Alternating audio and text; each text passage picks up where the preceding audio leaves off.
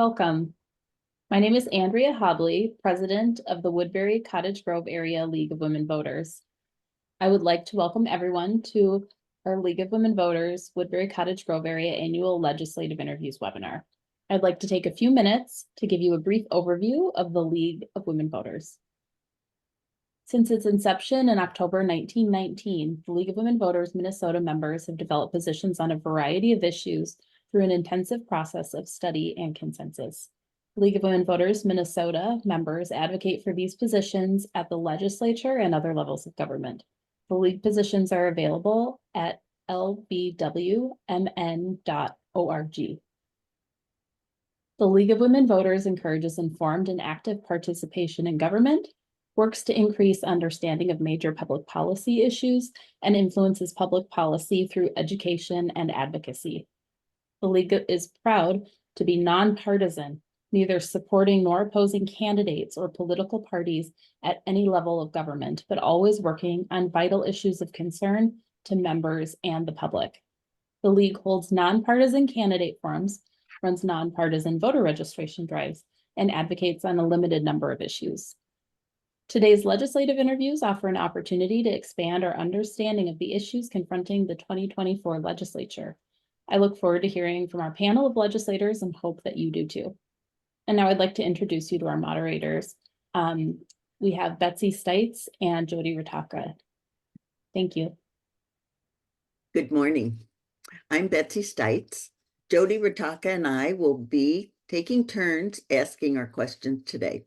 First of all, I want to thank all of our legislators who were able to join us and take time out of their busy schedule. I know they're going crazy I shouldn't say that, but they're going crazy getting ready for their session that starts on Monday. We will have 6 of our legislators today. Senator Seeberger will join us. She's on she's working. She'll be coming on from her ambulance where she's working. Hopefully she doesn't have a lot of calls. Representative Hudella and Representative Weens were not able to join us today, but I know we will have a wonderful opportunity to hear from our legislators who will be very busy starting next week. Today we have issues that we're addressing that have been identified through the League of Women Voters Minnesota, through our Woodbury Cottage Grove Legislative Interview Committee, and also through audience questions. There's a total of 12 questions. If we have additional time, I've got one other question as we start. The topics are redistricting, equal rights amendments, protection of our Minnesota waters, climate, natural resources, the budget and campaign finance, and health and public safety. So you see there is a wide breadth of questions that we're going to be asking. Each of the legislators will have 1.5 minutes for the first question to introduce themselves and to give us some background on who they are and their legislative priorities. Then they'll have 1 minute for the intervening questions, and at the end, they'll have 1.5 minutes for their summary. Because we asked for questions in advance, we will not have a Q&A available during the program. People can submit comments to us through our advocacy, contact us on the League website, but we will not have additional questions. So we're going to start with our first question. And as I said, we're going to go by alphabet. And so this first question is an opportunity to understand and have a little bit more background as our legislators approach the session this coming week. So we'll start with Representative Cha, and then Representative Hansen will follow Representative Cha. So here's the first question, Representative Cha. What district do you represent, and what is your committee assignment? What will be your top 3 priorities and why? Do you have any current legislation you're planning to support? And are you planning on introducing any new bills? So there's a whole lot in that first go round, but you do have 1.5 minutes. So I'll turn it over to you. Okay, let me try to cover that. Thank you for having me on this morning. My name is Representative Ethan Cha, and I represent 47B, which is the eastern side of Woodbury. The committees I sit on is the Pensions Retirement Committee, Commerce, Legacy, Housing, and Agriculture. Some of my three priorities for 2024 session is, you know, um, ensuring that we continue to push forward with the environmental policies and making sure that we support getting to green energy by 2050. On top of that, if you're some of the policies that I will be introducing or that I will be supporting will be the ERA and the Prove It First and the end of life legislation. Bills I'm introducing for 2024 that I think is vital to Minnesota is the banning of flavored tobacco to go after the vaping in our teenage demographic. On top of that, I'm also introducing a bill on climate and mental health, which is to address the impacts of climate change on mental health for Minnesotans. And so, and perhaps one more is in pensions, I'm introducing an ESG bill to make sure that we are be responsible with our dollars and where we invest it. So that's 1 minute, I think, minute and a half. Thank you very, very much. Representative Hansen, I'm going to turn it over to you. Well, hello, my name is Rick Hansen. I want to thank the League of Women Voters for having this forum. I think it's really timely as we start session on Monday. I represent District 53B in Washington County. That includes Newport, St. Paul Park, part of Cottage Grove, south of 61, and northern Great Cloud Island Township. I am the chair of the Environment Committee, so a lot of our work this year is going to be in environmental areas. We are having our first hearing on Wednesday, and we'll be trying to pass out of the committee, the Legislative and Citizen Commission on Minnesota Resources recommendations, about $90 million of lottery fund appropriations. I'm also on the Capital Investment Committee, so priorities this year are infrastructure projects, and particularly those water quality infrastructure projects. And one specifically is Newport with inflow and infiltration. It's going to be a busy session. I think some of our work is going to be looking at what we accomplished last year and how implementation occurs. For example, we did provide $6 million to add to the Gray Cloud Island SNA, scientific and natural area, and how we can make sure that that implementation goes well. But as always, people can contact me during the session, and hope to see them in the community. Thank you very much. Representative Hemmington Yeager, we'll turn it over to you. Morning. Thank you so much for hosting this. Thank you to the audience listening, and just really look forward to a great discussion. My name is Amanda Hemmingson Yeager. I represent the district number 47A, which includes South Maplewood and about half of Woodbury. I serve on 4 committees: Children and Families, Climate and Energy, Workforce Development, and Health. And I am really looking forward to this session. We did so much last session to catch up on 10 years of installed governance, but we know we have a lot more to do, and that's why I'm looking forward to what lies ahead.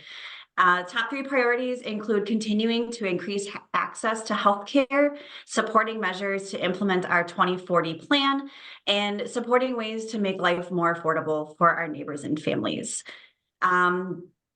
Introducing new bills, I'm looking to introduce a bill that phases out the sale of mercury-containing light bulbs, mandating insurance access for rapid whole genome sequencing, and working on a bonding request for a Woodbury water tower. So all of that, in addition, like the ERA, environmental protections, and digging into some homeowner association reforms. So these are things that I'm hearing from the community and would like to kind of look into more. So thank you again. Thank you very much. And Senator Klein, I will turn it over to you. Thank you so much to the League of Women Voters. What a privilege to be here again this year with you. My name is Matt Klein. I I represent Senate District 53, which is Newport, part of Cottage Grove, St. Paul Park, Great Cloud Island, and then across the river, Inver Grove Heights, South St. Paul, Mendota Heights, and West St. Paul. I serve as chair of the Commerce Committee in the Senate. I'm vice chair of Taxes, and I sit on the Energy Committee. Last year in Commerce Committee, we advanced a number of consumer protections, of which I'm very proud. We protected against catalytic converter theft with some simple measures, and we protected against payday and predatory lending. I want to continue that work this year. We are going to introduce a bill called Unsubscribe, which means if it's easy to get a club membership or an online membership to an organization, it should be just as easy to unsubscribe from that membership. We are going to hear a bill about ticket transparency, sometimes called the Taylor Swift bill, that says you got to know the full price of the ticket when you start to purchase it online. We're going to address medical and consumer debt and talk about how certain healthcare providers have denied care to individuals who have medical debt. We don't think that's fair, and we're going to make sure that doesn't occur anymore. And we have significant bonding priorities for the city of Newport and the city of South St. Paul to make sure that their riverfront areas stay nice. Looking forward to the work this session. I'm also the chief author of the sports wagering bill in the Senate, and we're looking to legalize that and make it safe for Minnesotans who participate in that activity this session. Thank you. Great. Thank you very much. And Senator Mitchell, we'll turn it over to you. Thank you. I'm Senator Nicole Mitchell. I represent all of Woodbury and South Maplewood, which is District 47. My committees are, I'm the vice chair of state and local government and veterans. And I kind of manage a lot of the veterans portion of that in addition to everything else. I sit on elections, love elections. I've been an election judge for a long time. Environment, climate, utility, energy. I'm a meteorologist, so especially the environmental part means a lot to me. And I sit on human services as well. Some of my priorities this coming session are to continue, as everyone has said, to build on the momentum that we had last year. I was recently put in charge of a child protection task force. So I've been doing a lot of work in, I have a background as a foster parent and previous work with abused, neglected children. So making sure that children in Minnesota have the best outcome and are safe and secure in their homes. A lot of work with just elections and government transparency and making sure that everyone feels that their voice actually means something when they vote and when they engage in government. And also, like everyone else here, I think we all support our different city and county agendas that we'll be doing, as well as some of those environmental priorities. Thank you. Thank you very much. Senator Seeberger has not been able to join us yet, so we're going to move on to our second question.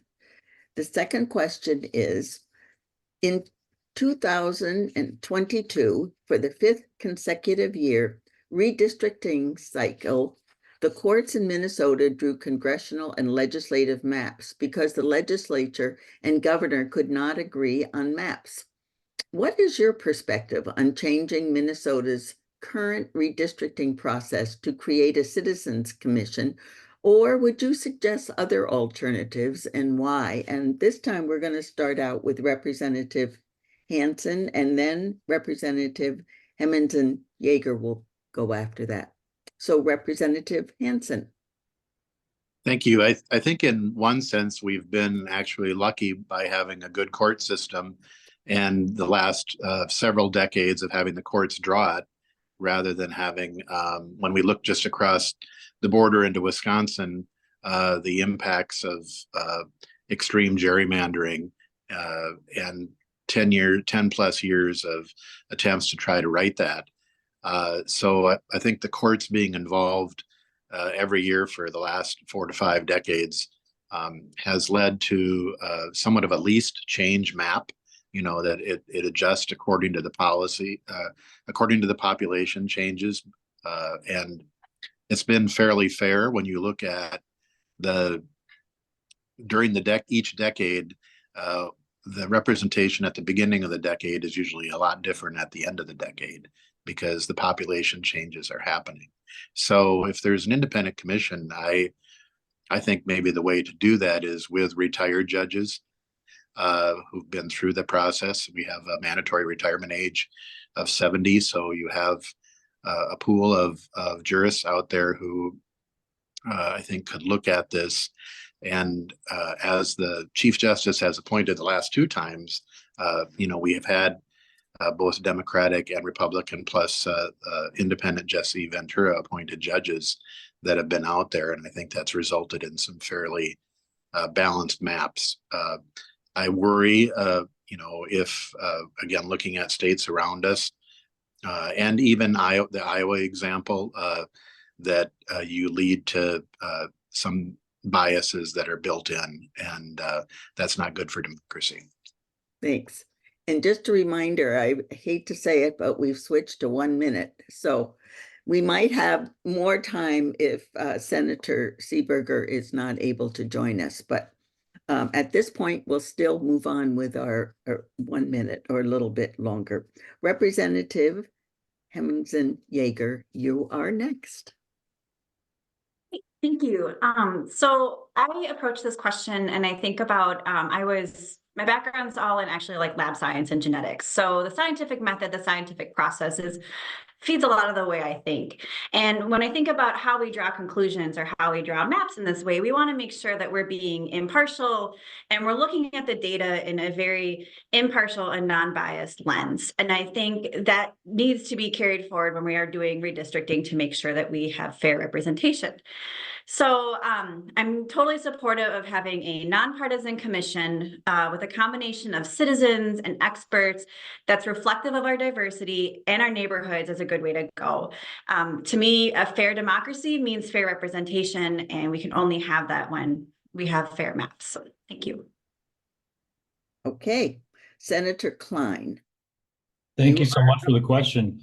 Yeah, I would agree with Rick that we've been fortunate, but we can't just rely on good fortune. I do think the maps have been fair over the last few decades because the legislature failed to agree on maps and the courts took them over and they've done a good job with that. I also am fearful of the example set by Wisconsin where democracy has been bended by gerrymandering. I guess the principle we should adhere to is that elected officials don't get to choose their voters. Voters get to choose their elected officials. At least during the last redistricting map, I was thrilled and surprised to pick up the communities of Newport and St. Paul Park, Cottage Grove, and Great Cloud Island. And that's a good exercise for an elected official to meet new people, learn new interests, see a different part of the state. And so I was grateful that occurred in that fashion. And that's a principle we should carry going forward. Thank you. Senator Mitchell. Not only do I agree, and I agree with the things that my colleagues have already said, that we've been very fortunate, but we don't want to end up like, places that have had problems. But I have a bill. So it is not at the state level, but we have similar problems at sometimes the county level and city levels when wards are drawn or county commissioner areas are drawn. So I have actually been working closely with the League of Women Voters, and that is going to be one of my bigger bills that I carry. I've got, I think, over 30 bills this year that I'm chief author on, but this is one of my big priority that I've been working on for probably about 6 months, is making sure that we have commissions at those levels as well, so that people aren't basically drawing their own lines, because we want it to be a fair and transparent process that is done in a very mindful way for the voters and the constituents' best interests, not necessarily for what the elected official wants that outcome to be. Thank you. Thank you. And Representative Cha, you are the final one on this particular question. You're on mute. Sorry, get 10 minutes, 10 go. seconds back, right? I'm for a nonpartisan citizen commission, let the people decide and, have a balanced and fair commission that includes, the people and experts. And of course, that would also include judges also. And so I think that's the best way for us, is to have a transparent process where, as my colleagues have said, let the people decide and not the politicians. Thank you. Thank you very much. I'm going to turn it over to Jody now, who will ask the next few questions. Thank you, Betsy. And thank you, everyone, for taking part in this very important legislative interviews. We really appreciate that. Our next question, we would like you to share your positions on 2 areas of public interest and concern. According to statute, the goal of the state is for groundwater to be maintained in its natural condition, free of degradation caused by human activities. Despite this, Minnesota's drinking water has become more and more contaminated over the last 30 years. The question is, what do you feel are the most important actions to take in this legislative session to address the contaminants currently in our state waters and to prevent further contamination? And we would like to begin that with Representative Hammonson-Eger. Thank you. Great. Thank you for the question. As the co-chair of the Legislative Coordinating Commission Subcommittee on Water Policy, I've been able to really dive deep into this topic, pardon the pun. And I've been fortunate to really have good relationships with Representatives Peter Fisher and Breon Curran, who are kind of in the area and also have water issues as top concerns and priorities in Maplewood, Vandas Heights, and as well as the East Metro. What I've been learning is, unfortunately, it's not just one thing happening in our groundwater. We have PFAS in the East Metro, nitrates in Southeast Minnesota, low aquifer levels all over the place. So when we are looking at this, we're really going to have to make sure our solutions are collaborative and creative to make sure we have enough water to sustain our people, that it's good quality water. And I think we need to start holding actors that are polluting our waters, we need to start holding them accountable. And making sure our citizens are involved. And one way we've started doing that is with the bill passed last year with the White Bear Lake Water Use Permit and Water Use Work Group. So kind of looking forward to expanding that. Thanks. Well, thank you. Next, Senator Klein. Hello. Yes, it works out well that Representative Hanson is going to go last on this question because he's been the champion of this and obviously is an intellectual force at the legislature on this. So I'm going to steal a bit of his thunder. Last year in Commerce Committee, we passed a number of regulations about PFAS, which of course affects all of our districts very intimately. And I was proud of those. Going forward, we now see that nitrates from fertilizer are contaminating groundwaters across the state, particularly in rural Minnesota, including people's individual wells. As a physician, I know how dangerous that is for our kids and for pregnant women. Representative Hanson has advanced the idea that polluters need to pay for cleanup, and I agree with that. So I support his idea there should be a fee on fertilizer going forward to establish a fund to clean up the nitrates in our groundwaters. Thank you, Senator Klein. Next, Senator Mitchell. Thank you. I agree with what Representative Hemmingson-Yager said, and Senator Klein as well, that we have multiple things that we need to address. In addition to my normal committees, a lot of us sit on extra things. I happen to sit on the Clean Water Council. And so we really need to have a multi-pronged approach because we have things already in our water, like the PFAS issue. We have things still going into our water, like even all the salt. It is tremendously hard to get salt out from things like salting our roads or using water softeners once it's in, even versus other really dangerous things. And we don't want new things coming into our water. So we need to be mindful, for example, with mining permits to make sure that any actor that's coming into the state is going to be a positive influence. So we did a lot of this work last session with some of the PFAS legislation, for example. I was proud to be co-author on some of those things. And then we have a lot of things going forward this session to continue to address a variety of issues to make sure we really have access for everyone in Minnesota to be having safe and clean water. Thank you, Senator Mitchell. And I don't see Senator Seeberger, so we will go on to Representative Cha. Thank you for the question. It's almost been over 50 years since the Congress passed the Clean Water Act. And, some of the things I'm going to speak to is going to be PFAS. Last year we passed a MARS law, which is to stop the PFAS use by 2032. We passed numerous bills on PFAS, including the fire foam ban and use of PFAS. And we provide over $25 million in public drinking water treatment system combating PFAS. in our last legislation session.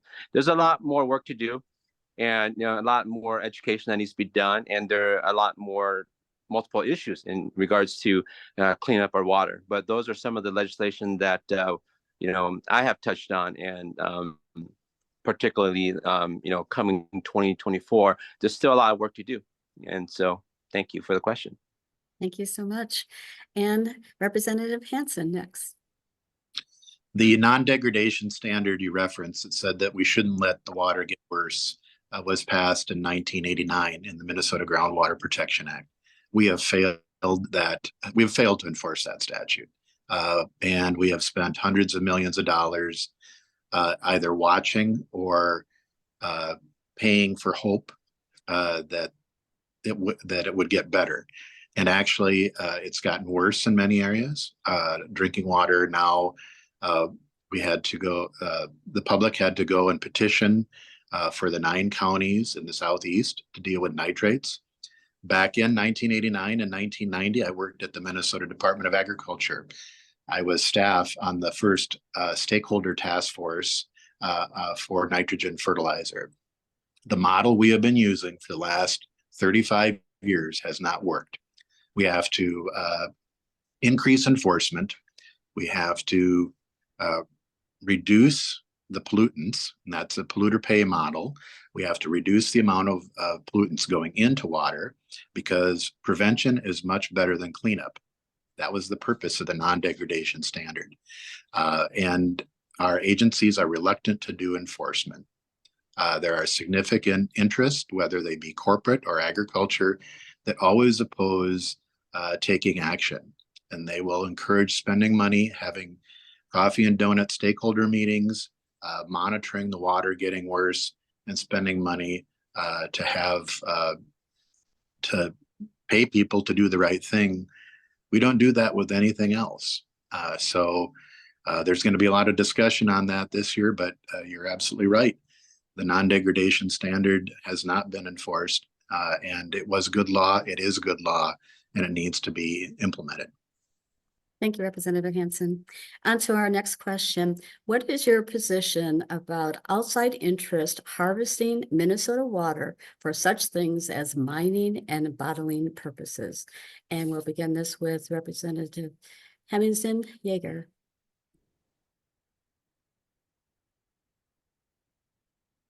I thought you were going to go to Senator Klein. Yeah, so thank you for the question. In short, I oppose it. I mean, we just highlighted a myriad of issues we need to take care of at home. And I think really we need to be good examples of that. And so we need to make sure that we're taking care of our water here as an example for how other places can take good care of their water. Mining is tricky. We need to make sure that we are meeting needs and having good jobs, but we also need to make sure that we're not destroying our water and an environment in the process. So good, short and sweet answer. Thank you. Now, Senator Klein.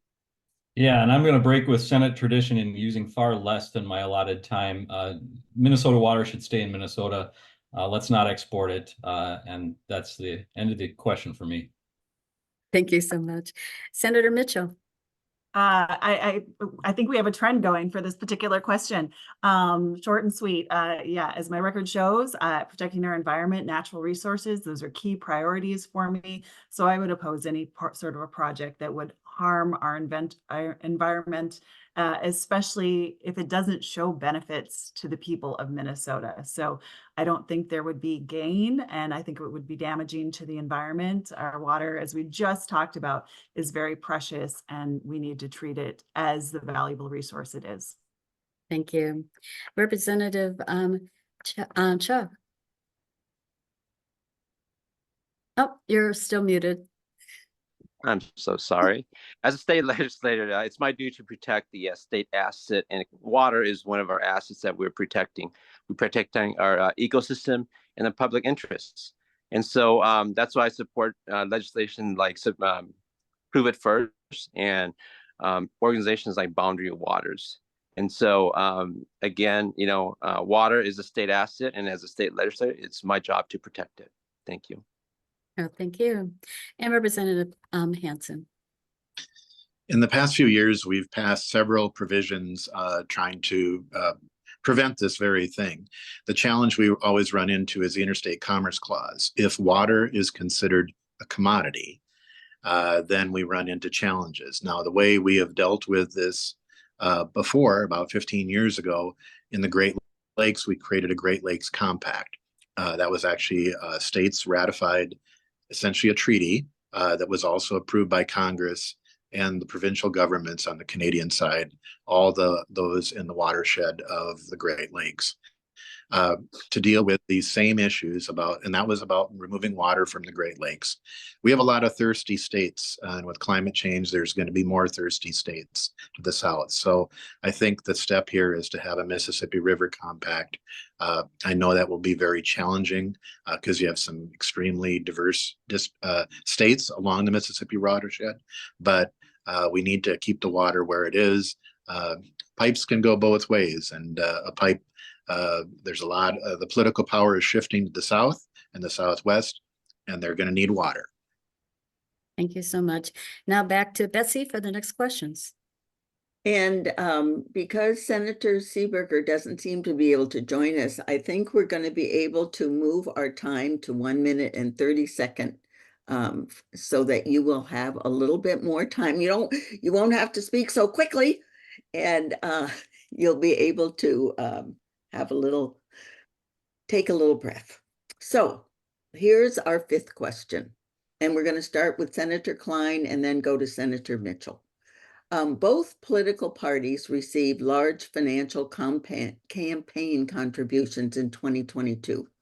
What changes to campaign finance regulations do you feel are necessary to ensure political equality for all citizens and to address the undue influence from big money? So Senator Klein, we're going to start with you. You bet. And what's been reassuring during the process of, becoming a candidate sort of in my 40s and running for political office for the first time is how thoughtful legislators before my time made some pretty significant protections, I think, for Minnesotans around this. And people should know that we all have limits on how much money each 2-year cycle, we can take from PACs and lobbyists. We are required to disclose to the public how much money we take from those. And there's public disclosure of large donors. If you get money above a significant amount from any one individual, that's public information that people can access. We are required to disclose if we get large donations in the last 7 days of a campaign to sort of protect against big swings in the last minute. So the existing protections in Minnesota law are reassuring to me and inspiring. Transparency is key. We just need to be vigilant going forward. People always find ways to sort of move around the rules, and sunshine is the best disinfectant, as Representative Hansen taught me. So long as we keep that principle in mind going forward and keep vigilant for people who are trying to get money that is undisclosed, I think we'll do very well in this state. Senator Mitchell. Thank you. As I said earlier, elections are a passion of mine, and part of that is being able to, for everyone to feel like they have a voice at the table. And this is a way, right? Because we don't want someone to be bought by corporate interests or things of that nature. So I want to first highlight a couple things that Minnesota really does an amazing job at, which is doing state level contributions. If you've signed on to abide by certain rules, we increased the amount this past session, and I helped work for that any person in Minnesota can donate. It's up to $75 now to a state level campaign, and it's reimbursed by the state. So that gives people more of a chance without really coming out of their pocket to feel like they have a voice at the table. We are handcuffed to a certain amount by Citizens United, which I think is one of the worst Supreme Court rulings ever. But within that framework, we've done a lot of work. I'm the author of a bill right now that would help limit political advertising and give us a better idea of who is doing some of that, because it's not always transparent. I've also been working hard with Senator Port. She's going to be carrying a bill on if someone donates to a PAC and then the PAC donates to another PAC, tracing back who made those original donations so we can actually see where the money is coming from at its source. So I do think this is a tremendously important issue. And I can tell the people of Minnesota right now, it is something we are working on really hard to make sure that we have the best interests of actual Minnesotans at heart in how elections are financed. Thank you. Representative Cha. Okay, I'm not on mute. No. So there's a couple of things that my colleagues already explained that Minnesota does really great, but I want to give you a comparison because I spent many years in California, and California does not have strict campaign financing laws. And so what we do here that's great is that we have campaign contribution limits, and that we have this PCR program where we empower citizens to really participate in the process, right? And so having these campaign limitations at 75 around there per candidate for state house, I think that's a very it offers a equitable platform that most people can run and push forward if they want to represent themselves in public office. And so the transparency of the CFB and having this new reporting online that they've worked so hard on this past year, I think that's phenomenal. Those things are creating transparency and allowing access to all who want to be inclusive in this process. So thank you. Thank you very much. Representative Hansen. I think Minnesotans like their elections, but they don't want them to be auctions.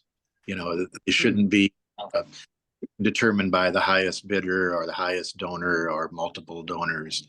And as mentioned earlier about Citizens United, I think the court decision that really needs to get corrected is actually almost 50 years old, and that's Buckley versus Viejo, which is that money and speech are the same. Speech is money, money is speech. As human beings, we may have that innate ability to speak, but we don't have that innate ability to spend money. The ability to spend money is not equal. And so that court decision is the basis for Citizens United. And one person, one vote, one wallet, another wallet are two different things. So nationally, we have a court that I think currently is not going to be looking favorably on doing Citizens United or Buckley versus Viejo. But, some of these things are the long process because it is bad. I mean, the ability to spend money is not the same as that one person, one vote, and it needs to get back to that. Thank you very much. Representative Hemmingsen Yeager. Thank you. Yeah, and first, I just want to say thank you to everybody who spoke before me. Just kind of want to echo a lot of that.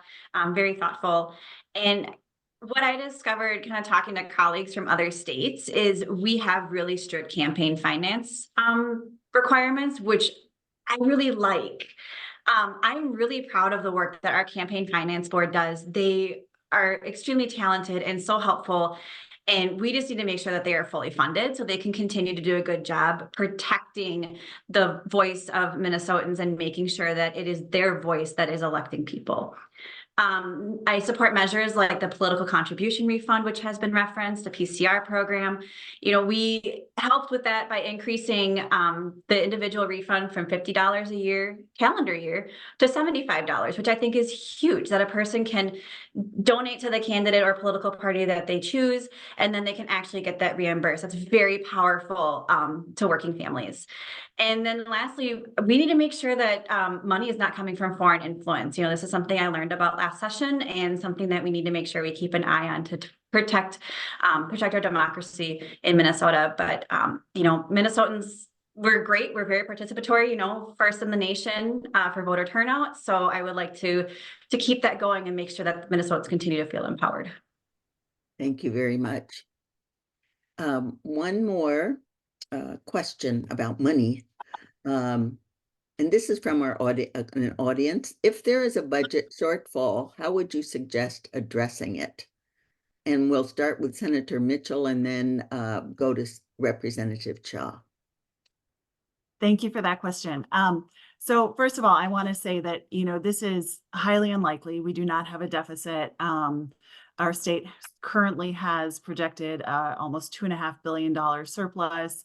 And so if we continue at the rate we're at into 2027, we would still have a surplus at the end of that.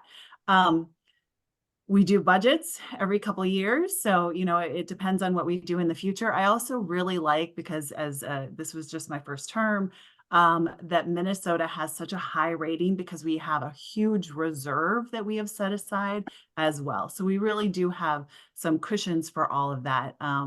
So, there's been some narrative that there's a structural imbalance.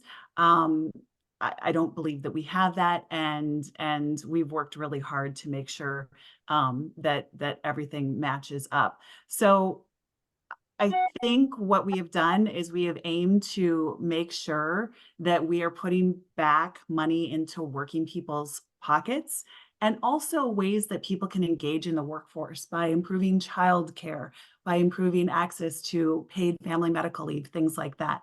So I really think we've set ourselves up to keep a healthy workforce and a strong economy. So I don't think we're going to get ourselves into that position, because we have been so mindful about making sure that Minnesota has the reserves we need and the workforce and education level to keep our economy in a very strong position, despite anything that might happen on federal or global levels. Thank you very much. Representative Cha. I'm going to, talk a little bit about pensions, and I'm going to talk about, how as a state we have a AAA bond rating, right? I mean, I think as legislators, as our state, we do a great job at balancing our budget. As House representatives, we're there every 2 years. We're running every cycle, and budgeting is important to Minnesotans. But if we do have a shortfall, I think that there are areas that we can extract and draw from and move the money pot around and put it into other areas that would have deficiency services or whatnot, because sometimes we may have invest or have money sitting around that we're not aware of. So being diligent in the services we provide, in the programs and the money that we allocate. I think if we ever do have a budget shortfall, that we need to look back, reflect on those programs, and see where the money is going and where can we redistribute it. So, thank you. Representative Hansen. One of the good things about having a diverse legislature compared to some other legislatures is we have a variety of experience. And there are very few of us who are currently serving in the legislature who were there when we had to cut. And I've had to go and cut budgets in 2009, 2010, as the economic crisis of that time occurred. So the first thing you do is you look at money that's been appropriated that has not been spent. Any money that's not been spent, that hasn't gone out the door, if it's not been encumbered, then we capture that back to balance the budget. Then the challenges are there's often one-time money that's available or ongoing money. It's much harder for those basic funding programs, whether it's education, healthcare, to cut there. But when there is one-time money that has not been spent, capturing that. But also, I think one of the things we need to do during good times like this is protect those trust funds, those programs that were set up like landfill funds. It took us 20 years. It took until last spring, for us to pay back money that was taken from the Metropolitan Landfill Trust Fund that's supposed to be there for cleaning up. So we're trying to put together a lockbox, on some of these trusts, so that if we run into rough times in the future, we're not going to be hitting those funds that were set up for a specific purpose for the long run. So there's just a couple of things if we're dealing with rough budget times. Thank you very much. Representative Hemmingson Yeager. Thank you. It's a really thoughtful question. And when I think about a budget, like a budget is reflective of our values. And what I've been impressed with, because you know, just like a family, you have to organize your budget, you have to keep track of your checkbook, you have to think about, okay, things are great now, we need to make sure it's sustainable going ahead. So I kind of brought that to the legislature in the time of a surplus that we had last session. And, you know, what's really cool and what's been impressing me is that we're getting more and more colleagues that are also working families. So we're thinking about this and we're looking at what do we need to invest in to reflect the values that are shown with our budget, the decisions. And so we're thinking about ways that we can think ahead, and we're thinking about ways like, is this sustainable in the future? So I think that we will continue to be very mindful and to keep up with budget forecasts, managing expectations to even just avoid a budget shortfall. And then again, you know, in talking with colleagues, just really being mindful of like, how do we make decisions that reflect our values and do the most good for the most Minnesotans? Thank you. Senator Klein. Thanks so much for the question. I would agree with Senator Mitchell that we're going to see a February forecast here in a couple of weeks, and with the 3.3% GDP growth last quarter in the Biden economy, a deficit is very unlikely. So gratefully, we probably will not have to confront this question in the near future. If we did, we have a couple of options. I think it's important that we continue to invest in our state to grow our tax base. Our investments in the University of Minnesota and in transportation will bring workers into our state and grow our tax base, which is the most effective long-term solution to addressing deficits. We have a couple of new novel revenue sources in the legislature. We legalized cannabis last year and will tax that at a 10% rate. We will likely legalize sports wagering this year or next, and that will be taxed at a certain rate. So there will be a couple of new revenue streams. If we are forced to increase revenues, to continue the great work we've done with free school lunches for all and paid family medical leave for all, I would look to, on the tax committee, turn my sights towards multinational corporations that do business in Minnesota or people who harbor their large monies in offshore accounts. We would certainly not want to raise taxes on individual Minnesotans who are working and trying to make ends meet. Thank you. I'm going to turn it over to Jody for the next two questions. Thanks, Betsy. The next two questions deal with communities and natural resources, and it's an audience question. What legislation are you planning to introduce or support that will address climate change? And we'll begin with Representative Char. All right. So as I mentioned before, for 2024, I'm introducing and chief authoring a bill on climate mental health. And, you know, this is about the studies on the front line on families and people being impacted by the climate change that's happening, whether it comes about flooding or fire or displacement. You know, there's climate anxiety. And these are all issues that has to do with the mental health and the climate impact to our youth, our elders, and every Minnesotans. And so this is something that I'm passionate about. I'm chief authoring, and you know, there's a lot of work to be done, but I'm proud to be at the center of it and to spearhead it. And I'm really excited about the issues that we're going to address. And as you know, mental health is a vital, you know, piece to, you know, Minnesotans, and we need to continue to push that agenda forward. So thank you. Thank you very much. Representative Hansen. Thank you. I think a lot of work is going to be done this session looking at the bills that passed last year and how implementation is occurring, making sure that they're implemented promptly because we don't have a lot of time to waste. Actually, the nitrogen fertilizer issue ties into climate change as well, that nitrous oxide is also an impact on climate. And so we often think about carbon dioxide, but we have to look at other issues as well, other pollutants that are greenhouse gas contaminants. So I think you're going to see a variety of efforts there that are going to be tied in, not just in groundwater, but with climate as well. Thank you very much. Representative Hemmingson Yeager. Thank you. Super excited I got to go after Representative Hansen because he hit it right there where it's not just about carbon dioxide. Like this is an environmental ecosystem level type of things that we need to do to address climate change. So anything we're doing to protect our natural resources, I think is key. Making sure that people are able to access.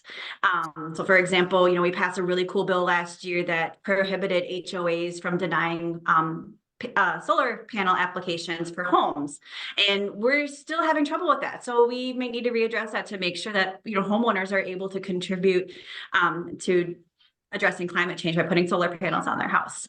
I also got to be on the Legislative Energy Commission, so I was able to learn a lot more about how we can better support our 2040 plans. So looking forward to things like permitting reform. I'm also co-authoring a bill to get an anaerobic digester for the Washington and Ramsey County Waste and Environment and Energy Center to kind of help divert waste out of the landfill through anaerobic digestion to help with climate change. So lots of things we can do, and I'm really excited to dig down and do some more work. Thank you so much. Senator Klein? Thanks for the question, whoever sent it in. Yeah, I'm hopeful that with this unbelievable winter that we've had, first time in my long lifetime that I can remember kids couldn't skate on the ponds in Minnesota, that this will activate our legislature and the people in Minnesota to get some real action going on this. Hopefully ideas will come out of the woodwork. We did some work last year. We'll do more this year. In front of the Energy Committee that I sit on, we do have a proposal to do appropriations for solar for schools, put solar panels on top of schools across Minnesota. There's a proposal to fund the transition to electric school buses from the current diesel buses. And those are of interest to me. But again, I hope that ideas really begin to blossom now with sort of the alarming winter that we've been through. Thank you, Senator. And Senator Mitchell. Thank you for the question. Again, this is a passion area of mine. I feel like sometimes sitting on the Energy, Utility, Environment, and Climate Committee, that as the meteorologist in that group, I am occasionally the voice of reason on climate issues, because occasionally we get some denial stuff that is not fact-based. And I think we need to operate in fact on this, that we do have a changing climate and that humans are contributing to what has been happening. So I was very proud to be the co-author last year on Carbon Free by 2040. We need to tackle this problem holistically, from the way that we grow crops to the way that we preserve our air and water, to all the different types of energy we use. So in addition to that, I had policies on electric bikes, on electric cars and connectivity, on solar, and we'll continue to look at all of those things going forward. I'm also the Senate author of what Amanda talked about, or Representative Hemmingson Yeager, about the anaerobic digestion. I've also gotten in an interesting space this year that is new to me and exciting. So much of our emissions actually come from our homes and how we build and whether or not we're efficient. So looking at our building codes and if we're energy efficient or not, I have something that's called Missing Middle that I'll be presenting that looks at density. And if we could add in a little bit more multifamily housing in some spaces, especially with access to transportation, by being able to do that, we make more affordable housing for people, we make better access, and we do it in an environmental way. So there's a lot of ways we can kind of nexus different issues and help Minnesotans.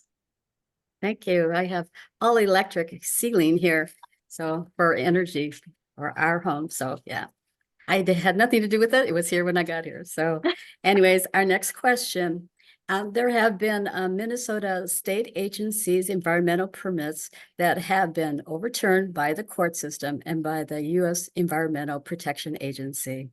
How could the role of the legislature be improved to address failure by state agencies who are charged with protecting Minnesota's health and natural resources?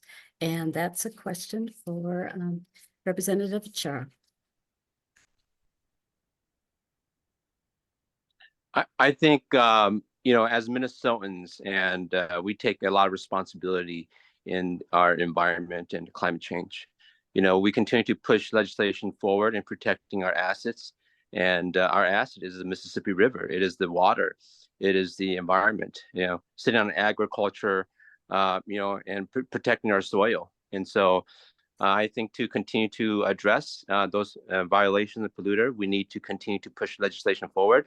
We need to be on a united front, because these environmental violations will impact our children and our future of the state. And so I think it should be a united front, regardless of what aisle you're on, and continue to push strong legislation forward in this area. Thank you. Thank you very much. Representative Hansen. A great question. We've had extraordinary actions in the last year or so where either the courts or the federal government has had to step in because there hasn't been action on certain things. I think, we're talking about regulatory capture here, where those entities that are designed to serve the public can be captured by those that they are regulating. And part of what I think the legislature's role is to really take a good look at ourselves and how we have deferred our authority to stakeholder task forces, commissions, and working groups. Stakeholders, when you hear legislators talk about stakeholders, I think we have to have legislators talking about people,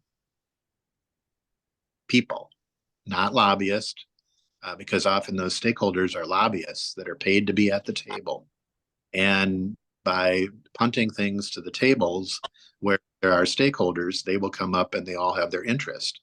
And they usually operate by consensus so that forward movement doesn't occur. The status quo is protected. We monitor things. We do what helps those interests rather than helps the general public. So I think throughout the system, this isn't just environment, but throughout we have to look at public meetings rather than stakeholder meetings, public participation, public engagement, all of those things we can do better now, just like we're doing right now with a Zoom forum. I mean, we have those capacities. It's starting to happen, but it's very hard to do new things in government. It moves slowly. It's hard to turn the ship. So each one of us has to take that responsibility to say, we need to be looking at the public participation rather than the stakeholder participation. The vested interest will always, the well-off and the well-connected will always have access to power. We don't need to write them into legislation to give that to them formally. All right, thank you. Representative Hemmingson Yeager. Thank you. This was a really interesting question for me because not only am I an elected official representing people, I am also a state employee. So I have a unique perspective where I can kind of see how things play together and the gaps that are also missing. I will say that some of these gaps are also noticed by other state employees that I work with. But I think, just to kind of echo what Representative Hansen said, it is really important that, as a representative, that we are representing the voices of the people that we serve. And as a state employee, we also have a very public service mindset. So, ideally want to do things, at least at the frontline staff, we want to do things that make life better for Minnesotans. I think the roles and the relationships could be improved with better back and forth communication and better oversight measures. I've been talking to colleagues about, how statute is interpreted versus how it was intended. And I feel oftentimes that there's a communication gap between our state agencies and our legislators. And I think that communication needs to be something deeper than just reporting back with technical reports. So if we could foster better relationships that we have with our state agencies, like we do with our stakeholders, we might be able to do some really cool stuff together. Thank you very much. Senator Klein? Yeah, so one of our main tools at the legislature, when we feel that state agencies or other parts of government are not sort of completing the laws that we've passed to try to get them to move the state in a certain direction, is something that your listeners may be familiar with called the Legislative Audit Commission. I served on that for 5 years. I believe Chair Hansen is probably the chair of that right now. And that is the paid legislative auditor at the state can investigate and find out if, state agencies are complying with the laws that have been passed or not.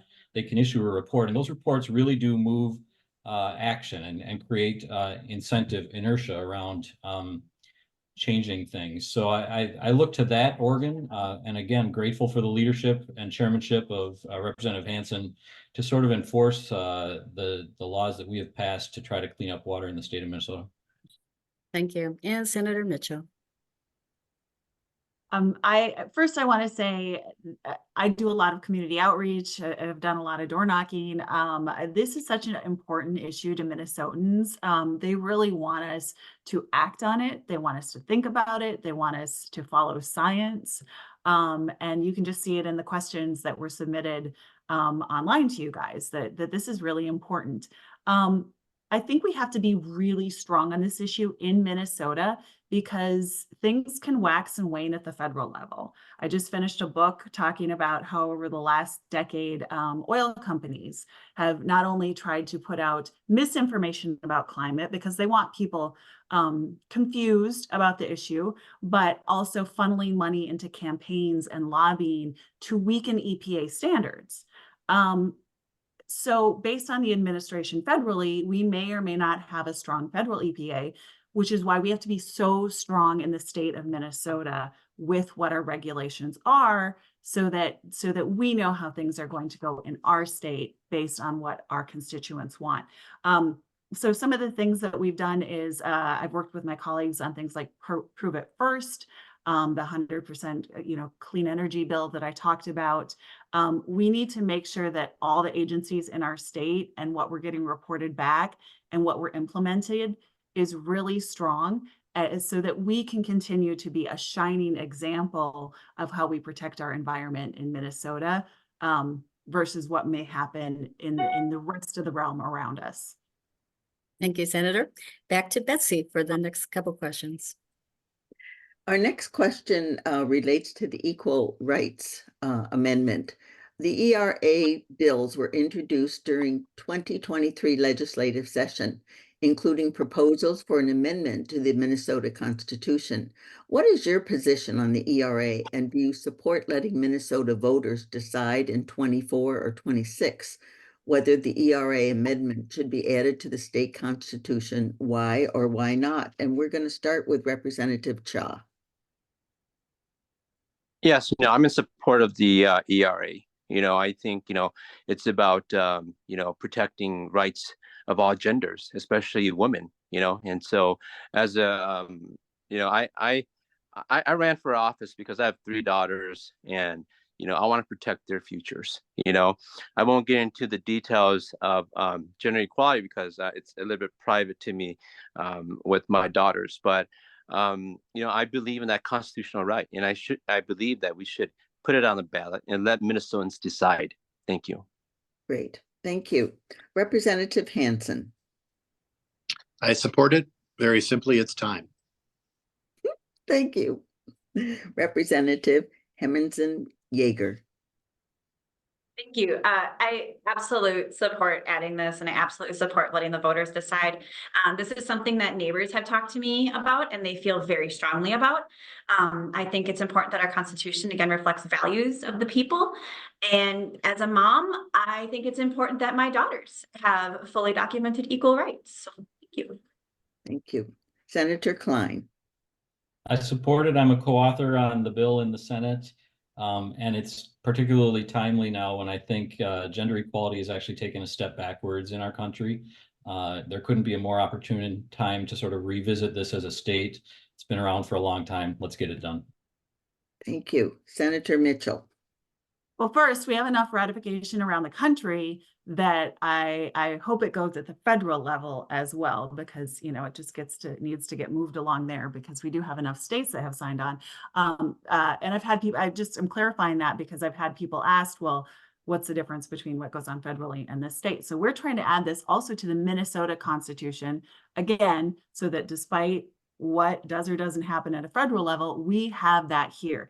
Not only do I support it because equality should just be a basic thing, but I strongly would advocate it for it being on the ballot in 2024 versus waiting until 2026. And I will invite anyone that is listening or with us here today, ERA Day at the Capitol is actually our first day of the legislative session. It is on Monday. Events start at 10 a.m. I will be wearing green, which is one of the colors in support of it. So y'all can come down and help you raise your voices to get this done. Thank you. We were going to bring that up at the end, so that's great. Okay, let's move on to our next question. And Representative Hanson, you will start with this one. If it gets out of the House Public Safety, Finance, and Policy Committee, would you support the End of Life Options Act being heard in this legislative session? Why or why not? Representative Hanson. Yes, I would support it being heard. I think as it's moving through the committees, it continues to evolve and change the way the legislative process should work. You know, as we get older and we go through these experiences with end of life and a decline of life, I think self-determination on how we want to go through that journey is important. So I support that. I have in the past. Thank you, Representative Hemmingsen-Yager. This is a really deeply felt issue that I've received a lot of community feedback about. And I was actually on the health committee when we had a 5-hour hearing about it, listening to lots of personal testimony. I'm very thankful that people were comfortable to share that. And as a member of that health committee, I did vote to support it, to pass it out of health and onto public safety. So I am supportive of this, as I feel this is something that will give people a feeling of autonomy and control over their own bodies. So this is about their choices, and that's why I support it. Okay, thank you. Senator Klein. Thanks. And if I could just take a minute to explain what the act is and what it is not, because it's been called assisted suicide and it's not that. Oh. Again, in my role as a physician, I can tell you the way this bill is structured and the way it's been passed in other states, including Oregon, is that if a person has a terminal diagnosis and has been certified by 2 different physicians that they have 6 months to live or less, they can themselves request a prescription from their physician, which would be a cocktail of medications that would end their life. They have to be cleared for mental illness and deemed mentally capable of making that decision before the prescription is given. In states that have passed this legislation, like Oregon, fewer than 8% of the prescriptions that are given are actually ever used. It's just something that a lot of people with terminal or painful illnesses at the end of life want to have in their capacity to use if they need to. I've been petitioned, like the other legislators on here, on both sides of this issue by people, constituents who are passionate and deeply believe in my unique role as a physician. I've been suggested that it is not the role of a physician to end someone's life, that our mantra is to heal first. And I take that very seriously as well. At the end of the day, I think we've done a lot in the medical community to extend life without always making that a comfortable extension. And I would vote for the bill if it was before me on the legislative floor. I appreciate you providing that background, Senator Klein, because I do think a lot of people think, oh, it's just, you know, not a lot, but some people have questions about, is it suicide or something? And so it's really very helpful to have that background. Senator Mitchell. And I too am so glad that Senator Klein clarified that because he did it in a much better way than I could have. And I was going to make that clarification if no one else had. This is a very narrow set of circumstances. And I've heard a lot of misinformation going around that, for example, this could be used against a family member with Alzheimer's or something like that. That is not what this is. This is someone who is clear-minded and terminal. And there are a lot of checks and balances in place for this. With that said, I 100% in all capacities think people need to be able to make their own choices about their own bodies. And this is one of those areas. And most people agree with this. It is a very sensitive issue. It's a personal issue, but this was even a poll item at the state fair. And, you know, the majority of Minnesotans support that choice. And if you don't want to make that choice and it doesn't work for your family, then you don't make it. I also have a personal experience with this. I had an aunt that was terminal 3 years ago with cancer. She was given 6 months to live. Chemotherapy did not work, and she was in excessive pain. And this option did not exist. So she had to take herself off of support and die in a painful way.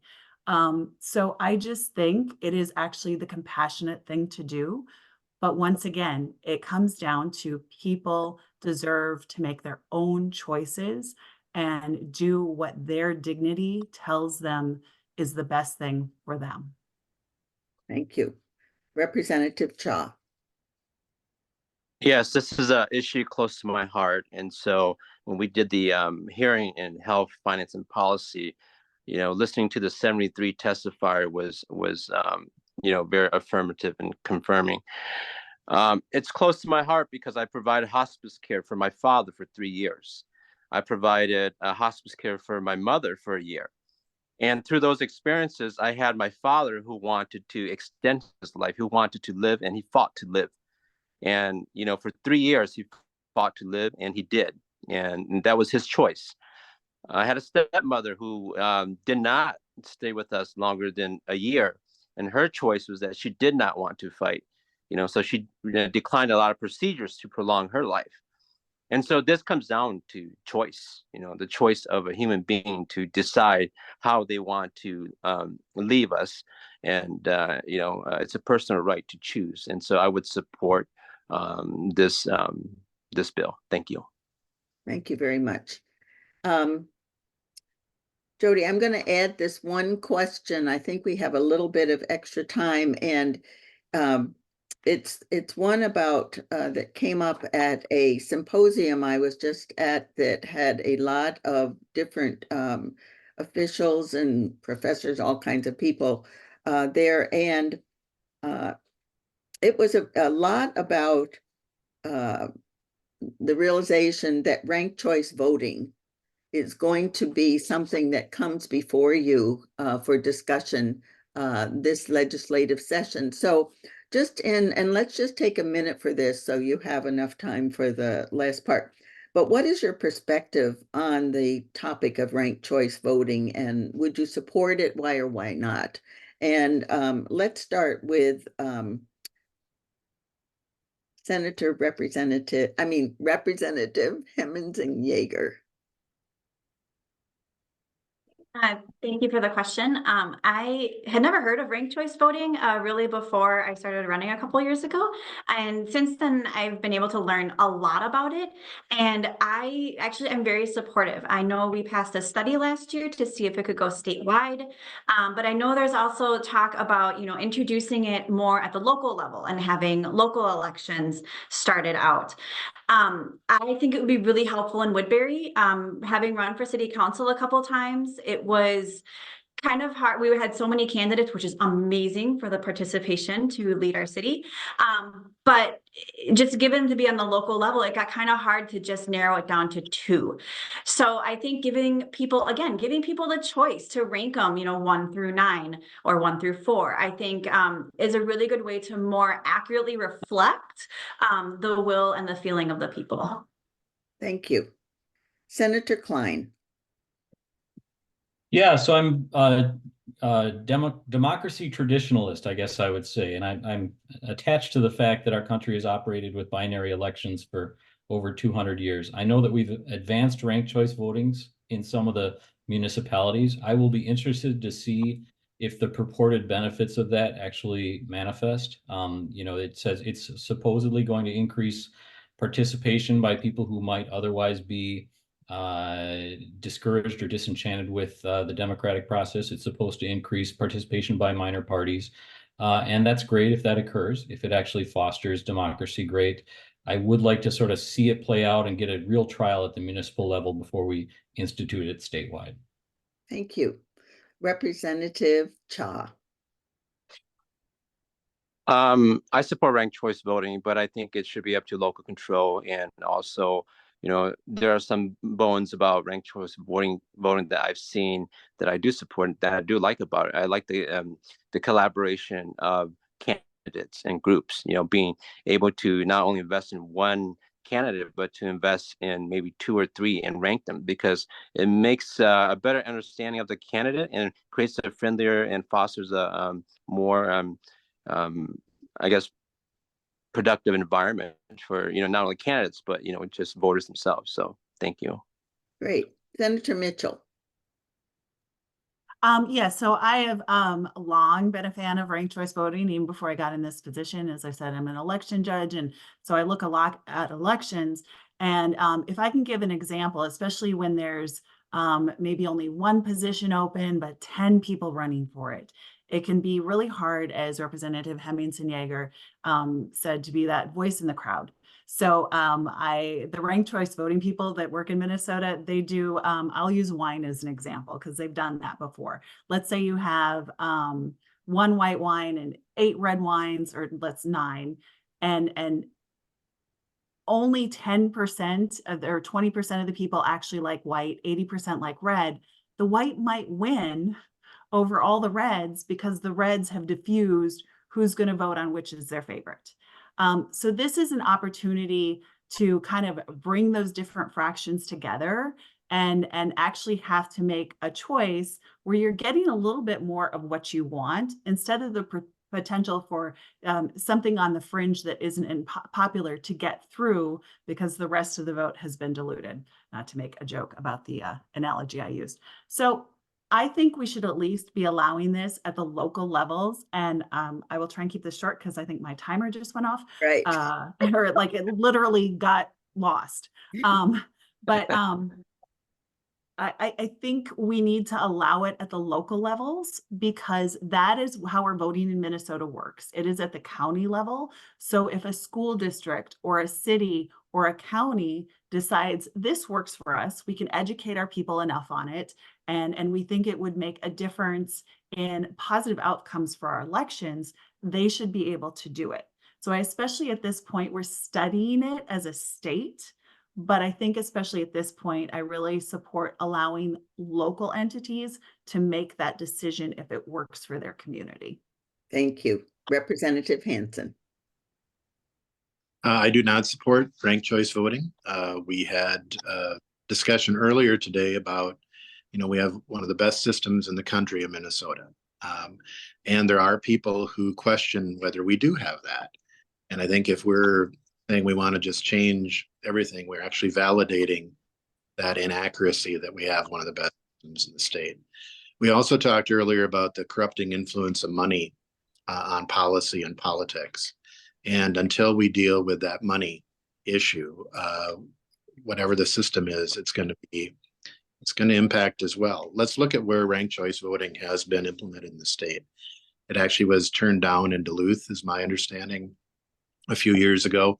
In St. Paul in 2008, there was a court case that said it was improperly, electioneering was improper on it. There was actually a court case that found that, but couldn't undo it. So it's generally been applied in one-party systems where there are factions within parties, factions on a certain ideological spectrum, and it sorts within that spectrum.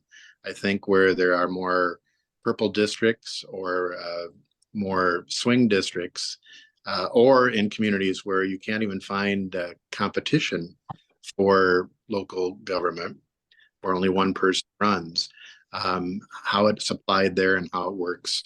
Those are huge questions dealing with our basic democracy voting. So I'm a no at this time. Okay, thank you very much. I'm going to turn it over to Jody.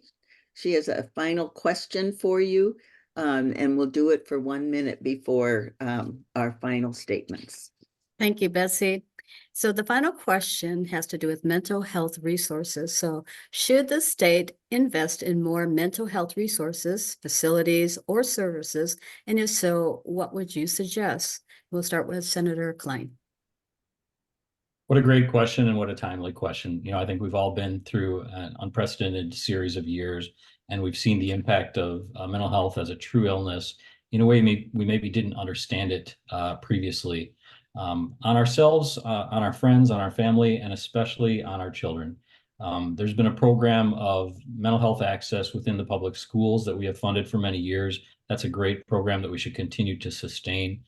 Each year there have been bonding requests and housing requests to build transitional facilities for mental health access that are in between an inpatient hospitalized psychiatry ward and outpatient therapy. And that is deeply needed because there are very few resources for people who need to access emergency psychiatric care in a hurry.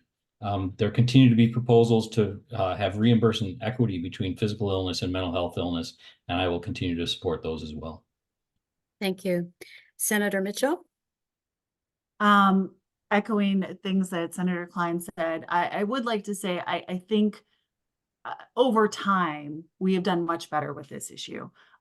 For example, I have a child on an IEP, and the resources in the schools, the fact that a lot of schools just have, even for neurotypical children, like a safe space and a down place, a Zen Den, it's called at one of our high schools. I think that's really nice that we're more mindful about that. I do think we need more investments. For example, if someone has a crisis and they're held in a hospital, they might not be released to a facility because there's not space. And it's so much more expensive to hold them in that way per day versus a bed in a facility. And that can be tremendously expensive. If we could just expand that, we could get people moved into the right places faster. But part of this goes to our workforce shortage. So I'm really proud of all the work that we did to invest in that with educational incentives and things that make it easier for some of these health professionals to go to work, like our investments in childcare. Because if we don't have the professionals that are able to help our people in crisis, it doesn't matter how many facilities we have, we don't have that infrastructure. So I'm glad we did more this past session to help really build that infrastructure, but we still could do more. Thank you, Senator. Representative Cha? Yes, I think in this past legislation, we allocated $98 million into mental health services and policies, and that's a start, right? And of course, with COVID and everything, it has accelerated these mental health issues with all across, especially with our children in particular, and to our seniors. And that's why I'm championing and chief authoring a bill on climate mental health. Because we need to continue to push forward in the space. And so, I think the timing is right. And I think that we can do more and we need to do more and we need to continue to push forward. Thank you. Thank you very much. Representative Hansen? Last year we had a large investment with the one-time dollars that we had. As we look forward in future years, we need to make sure that we're funding mental health services. Having just had a son go through high school in South St. Paul with an IEP, and his stories of colleagues and peers, as you experience this, it's very real for almost every Minnesotan is touched by mental health issues. Almost every Minnesotan, if not every Minnesotan, has some contact and connection. And so for years, it's been a challenge on getting support. We're getting more support. As Senator Mitchell said, things are changing. We need to sustain that change and make sure we're reaching everyone who needs that assistance. Thank you very much. And Representative Hemmingson Yeager. Thank you. Yeah, this is a really interesting question. I think we're starting to get a better understanding of mental health and how it contributes to the overall holistic health of a person, how it ties into physical health and emotional and spiritual health. And I think what we have done with the workforce and what we've done with facilities funding and people is kind of reflective of an increasing better understanding. So I do think we need to continue to invest in our resources. And I do want to add that I do think we need to make sure that we're doing it in a way that ensures people are getting the quality of services that they need to. It is something to have the facilities, but if people are not actually getting the help they need, we need to make sure we're being smart with those investments. I think the school mental health is a great example of a program that's seen good success. I think we need to continue looking at increasing the reimbursement rates as well. Thank you very much.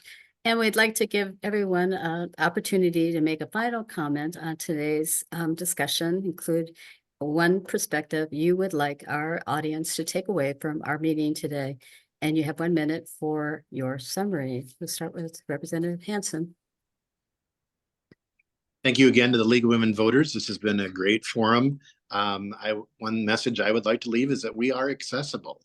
Contact us. I have people contact me essentially all hours of the day, whether it's an email or whether it's a Facebook Messenger or a text, or whether I'm in the grocery store or at the gas station.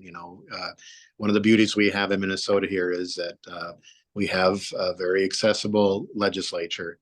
So we start on Monday. Come and see us, stop and watch us, and check in on your ideas, opinions, and make sure that we are voting for you. Thank you, Representative Hemmingson Yeager. Thank you. I would just like to say again, thank you to League of Women Voters for hosting this forum.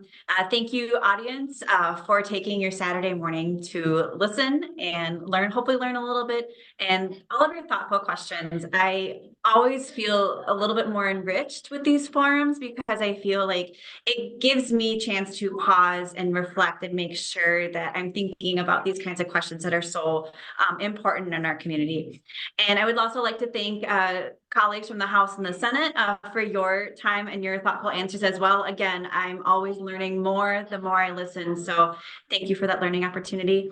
I would just like to say too, I really take a lot of ownership and responsibility in answering emails and listening to the community. So please don't hesitate to reach out. My legislative assistant, Martin, and I work as a team to make sure that we are meeting the needs of our constituents. So I'm happy to chat, email, or visit. Thank you so much. Senator Klein? Well, thank you so much to the League. This is such essential work for democracy, and I know nobody pays you to do it. So good for you guys. Let's do it every year. I'm excited about this session. The work of consumer protection in Minnesota, I think, laid fallow for many years. And I take it very seriously that I'm now the chairman of the Commerce and Consumer Protection Committee. Again, last year we worked on predatory lending and catalytic converter theft. This year we are going to protect Minnesotans from people trying to collect medical debt when you just need your health care, people who are trying to collect consumer debt and garnishing your wages. We are going to protect people from junk fees on tickets or other items that weren't exposed at the start of the transaction. And I'm open, as is Representative Hanson, to any ideas from the community on how I can do my job better in that role. So thank you so much for the time. Thank you so much. Senator Mitchell. Let me echo the thank you to the League of Women Voters for not just this, but other forums and other advocacy work you do to make sure everyone in Minnesota feels heard and empowered to vote. I would also like to echo my colleagues, very accessible in the outside of session, even coffees in the community, anytime by email or phone or in my office, and bring ideas. I had someone as young as 10 bring me a presentation who wants a state legume. It was amazing. Working with a 15-year-old who is brilliant on some of my child protection work because of experiences in her family. So, and that's the thing I love, seeing especially young people get engaged in the process. It's amazing. Yeah. But again, if you want to hear more from me, I will actually be at the Woodbury Park or the Woodbury Central Park Amphitheater at 1 o'clock today for a town hall, going over more of what I'll be working on this session. And anytime, I'd love to hear from people. Thank you. No, thank you. And finally, Representative Cha. Well, thanks to the League of Women Voters, and thanks for the listeners who tuned in and will be tuning in to this panel interview. I'm always appreciative of having the opportunity to serve the public in this role and capacity. Being a refugee, coming to America, being able to, experience the American dream and be a new American has been an honor. And in this role, it has given me so much. And, I just enjoy serving in this capacity. Thank you for the questions for today, because they centered around, clean water, the environment, mental health, and those things. And with the policies that I'm carrying around climate, mental health, and championing the environment, and continue to push forward PFAS policy and protecting our assets and environment and clean water, I think that is the heart of where I think my district is. And I'm glad that I am in that space, and I will continue to champion those issues for Woodbury. Thank you. Oh, thank you so much. And back to Betsy for final close. Thank you. It's just, I just love this every year. And it's just so awesome that you're willing to take time before the legislative session starts, because I know you're really all busy. So thank you, thank you, thank you. Hopefully next year we'll have all 8 individuals from our legislative team be able to come. But for those of you that were able to, it's just great. And I'm going to turn it over to Andrea, our president, for final words. Thank you. Also, thank you to our representatives, our senators for joining us this morning. And this was a very, very great and informative discussion. Thank you also for your service and representing your constituents in our state government. We've really appreciated this opportunity to get to know you better as we go into the 2024 legislative session. I'd also like to thank all of you who joined us for this program live this morning, or who are viewing this as a recording. We are a stronger and more informed community because of your engagement. If you'd like to share this program with other members of our community, you will be able to find it on our YouTube channel. That's LWV Woodbury Cottage Grove area. If you just search that, you'll be able to find it. It'll also be rebroadcast on our local SWCTC cable channels. Before we wrap up, I do want to mention a few of our upcoming programs. You can find more information about all of these on our website. That's lwvwcg.org. Our March public program is the Art, Craft, and Science of Community Policing, which will be a panel discussion with the public safety directors or chiefs of police. They have different titles in different cities, from Woodbury, Cottage Grove, and St. Paul Park. And we'll also have someone from the Washington County Sheriff's Office with us. That will be a webinar on Monday, March 18th at 7 p.m. and we'd love to have you join us. Our April public program is going to be an update on the Gold Line, and that will be on Monday, April 15th at 7 p.m. And just a few reminders for members, our annual program planning meeting is Monday, February 26th at 7 p.m. and you can find more information about that in your newsletter. Also save the date for our annual meeting, which will be Monday, May 20th. So thank you again to everybody for joining us this morning.